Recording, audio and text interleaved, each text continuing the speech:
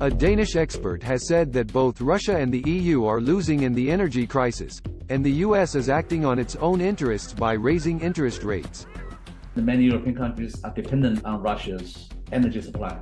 So the sanctions actually break down the supply system.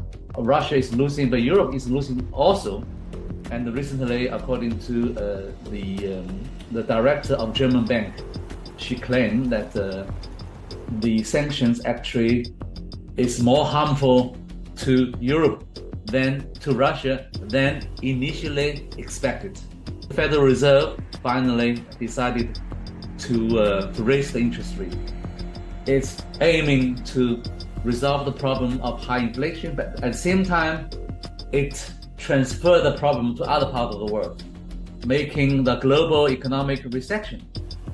And Europe is suffering from Federal Reserve's, hiking interest rate.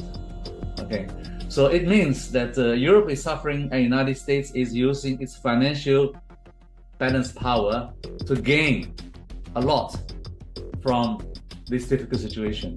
So Europe has to realize that the United States is acting on its own interests.